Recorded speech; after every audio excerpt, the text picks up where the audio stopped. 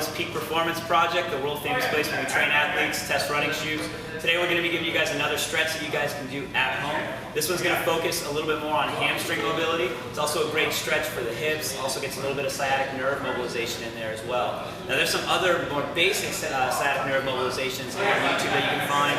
One of our favorites is called the slump stretch, so look that up if you want. This one's a little bit more advanced. This stretch in general is a great way to warm up for any activity that you're going to be doing. It doesn't matter if you're going to be going for a run, playing some golf, going for a bike ride, or hitting some baseballs. It's going to be good for just about any athletic activity. So Jenny Schatzel here is going to be helping demonstrate the stretch for us today. What we're going to do is called the body coil. And what you're going to need is something that's between knee and hip height.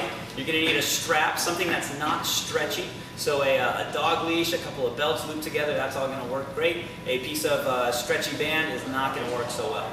So you have something that's about between knee and hip height. A little bit higher is going to be harder, a little bit lower is going to be easier. You're going to start facing that object. A chair works great. We're going to have Jenny put her right leg up onto the box here. Okay. She's going to loop the strap around the ball of her foot there, and then she's going to put both ends of the strap into her left hand. So if you're stretching the right leg, you want both ends of the strap in the left hand, and you're going to use that to pull back on the foot as hard as you can. And you're going to maintain that stretch constant on the foot there.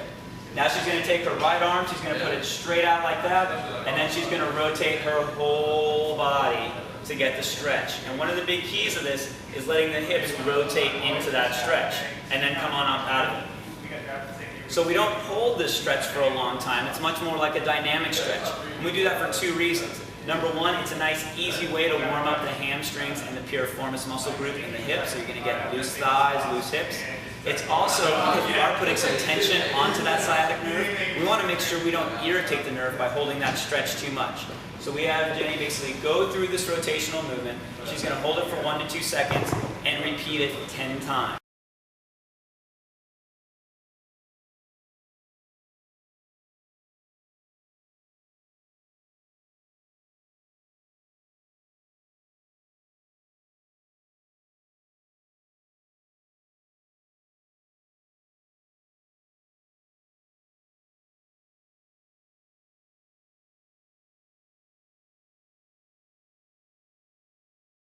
That's the body coil right there.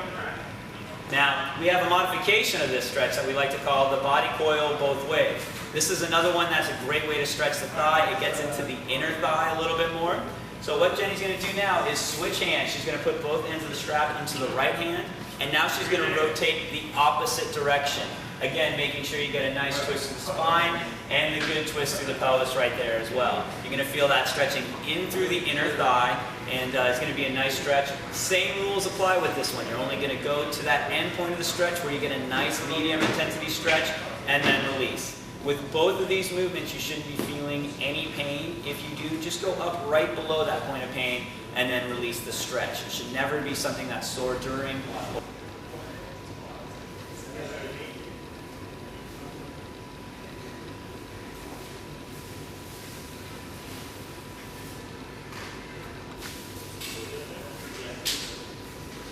or afterwards.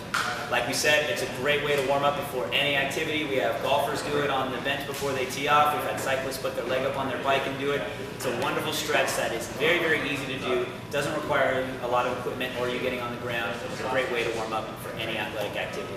The body coil both ways.